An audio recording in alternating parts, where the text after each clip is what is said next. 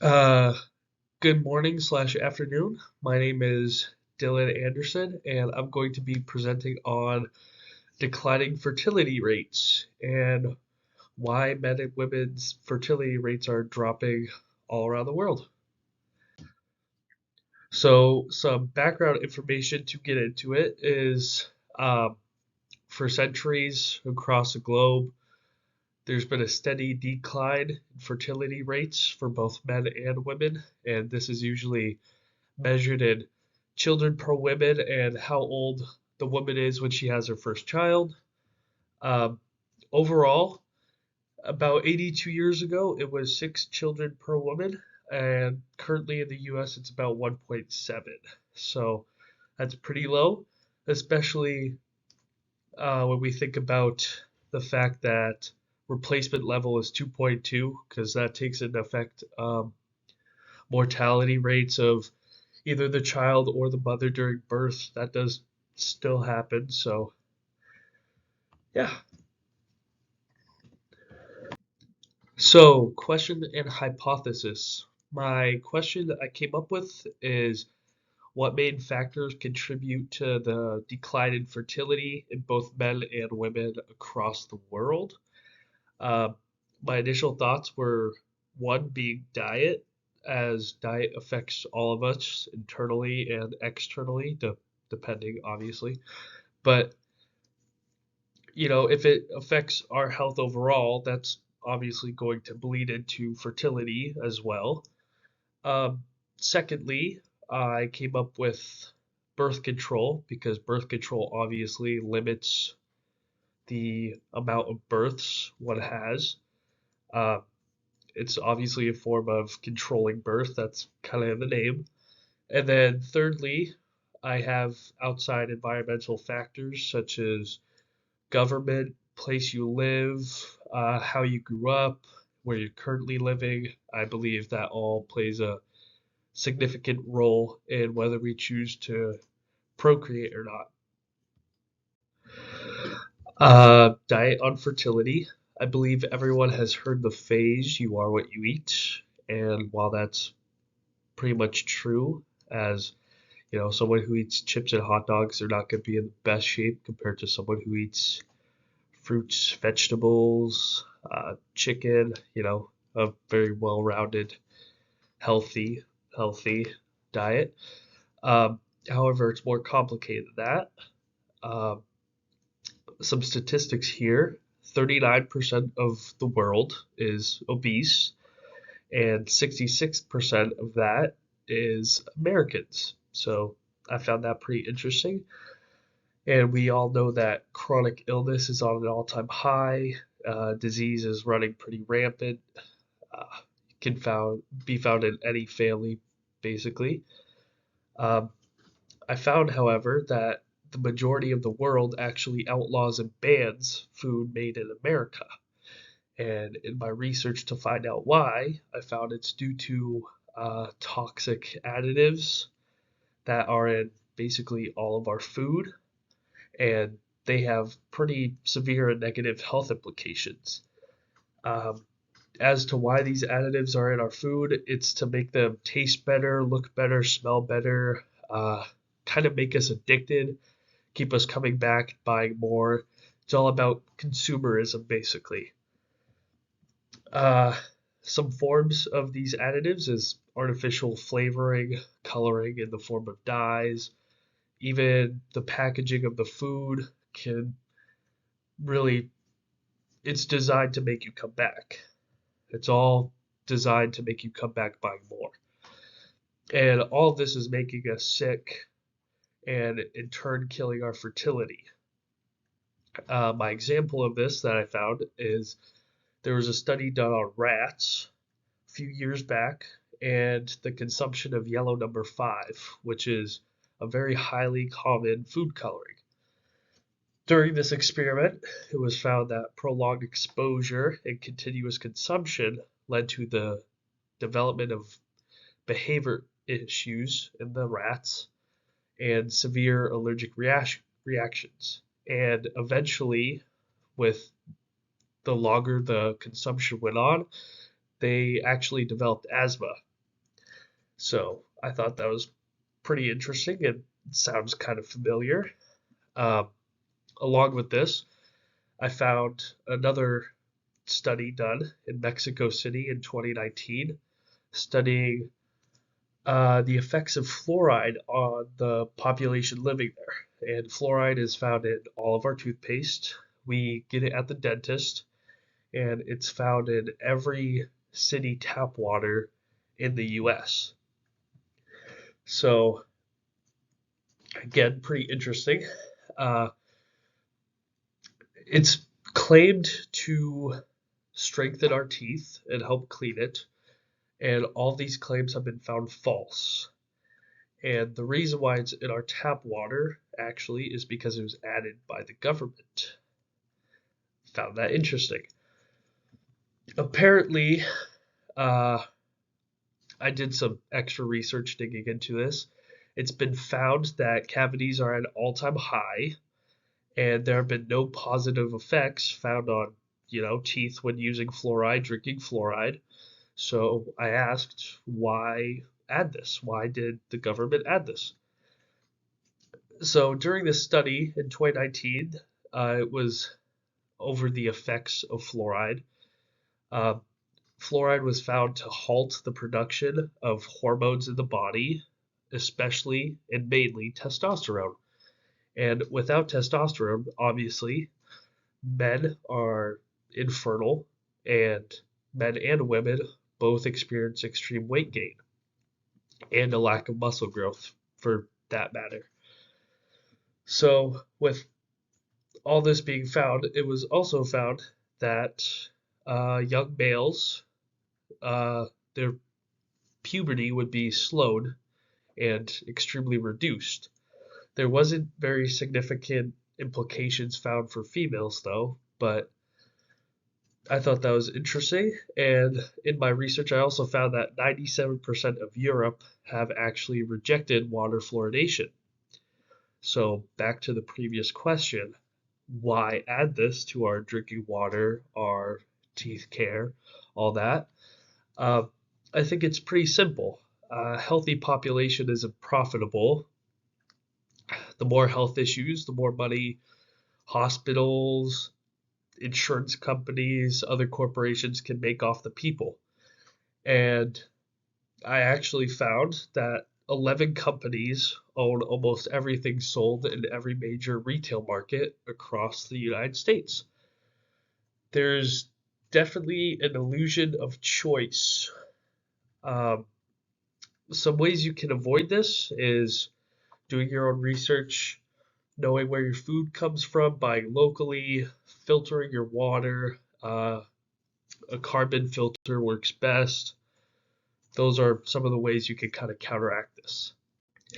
Next, we have birth control, which I found interestingly enough, it has been around for thousands of years, first being dated back to uh, ancient Egypt and Mesopotamia. Um, there are currently about 16 forms of birth control or contraceptive devices, which are all pretty widely available, especially in the US, and pretty significantly and extremely effective, with the lowest rate still being 75%. Um, and obviously, birth control prevents births and overall lowers fertility levels. Um, and this is only projected to get worse as there are new forms in development, especially for males. Um, there's some in the works that are already ready for human trials. I think about three in the works right now. Yeah, three types of male birth control, sorry, in development: oral contraceptive pills, an injection, and a gel cream. So I found that pretty interesting. Some other statistics is, as I also mentioned previously, the US birth rate has gone from 6 to 1.7 in about 82 years. And the average age a woman has her first child is close to 35, which is pretty old because any time after 30, the odds of conceiving significantly decrease. So this lowers the potential for more kids in the future. So male contraceptive is in development because 87% of men answered that they were dissatisfied, with the forms of birth control available to them, and they are willing to try new types. So I found that interesting. With all this in development, fertility rates are expected to plummet because there'll be double the birth control coverage, or however you would label such a thing. But some statistics in 2018, 45% of the pregnancies in the US were unplanned. So out of the 6.1 million children born that year in the US, 2.8 million were unplanned, which I found pretty crazy. So with double the contraception at play, you could basically cancel out those 2.8 million children, and that would leave you with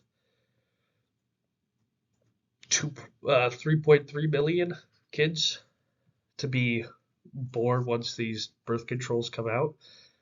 Um, However, I don't see this as a huge problem because contraception is obviously a choice of the parents and what they wish to do. But however, it does affect fertility rates as we have them outlined and measured. And lastly, our environment on fertility. Our environment is extremely impactful to who we are, who we become, how we interact with the world and those around us, how we make our decisions. We are all very much uh, products of our environment. Um, for example, if you're in a family who raised 4 or 5 children, you may not want to have as many kids, especially if you have to take care of kids or help them grow up while being a young adult or a child. Or, if you grew up in a poor family and realize how much it takes to raise a kid, that might steer you away from having more kids in the future. So that's an example of a environmental factor in the household. Along with that is inflation, like the state of the economy in the world. I have some numbers. So the average cost of living in the US is $2,213 a month, which is double that of the global average. So that's obviously high. Um, and the average income, household income in the US is $31,133 a year. Uh, Quick math, you double that, you double the living cost, and you find out that $26,556 is to support yourself. And that's basics. That's food, water, electricity. That's not car repairs. That's not internet. That's just the bare minimum. So, with that being said, um, on average, it has been estimated in the year 2022 that it cost $15,438 to $17,373 per year to raise a child in 2022, so last year. And obviously, that is well over half the average income.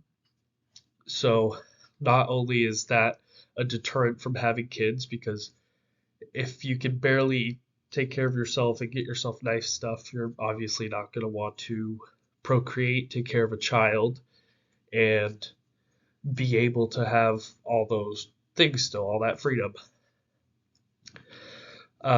Some other outside environmental factors would be things you hear on the news, like school shootings, armed conflicts, report on climate change, all this stuff every day. It very much changes our perception on the world. And obviously, if you think the world's a bad place or going downhill, you don't want to bring a life into it, especially someone you care about. You don't want them to suffer or be hurt or have to worry about them all the time. So obviously, people will feel less inclined to have kids. Uh, and these are just a few examples of environmental factors and how they might affect fertility and our decision if we want to have kids or not. In conclusion, fertility is a very tough subject to cover as there are tons of factors to consider when talking about it and researching it.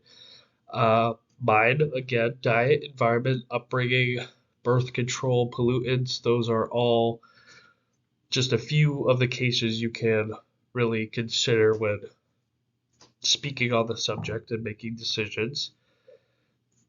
But overall, natural testosterone levels in males are at an all time low. Global fertility rates are decreasing in every part of the world except for some global southern countries. And we as a collective, I believe, need to take charge and make change over how our governments run and regulate the food we eat and who gets to say what. I believe it starts with us, who we elect into office, how we use our voices, who we choose to keep buying things from, because if you're buying it from the wrong person, you're just feeding the problem. But overall, I think the main issue at hand relies with our federal government and those in power who make the decisions and the companies.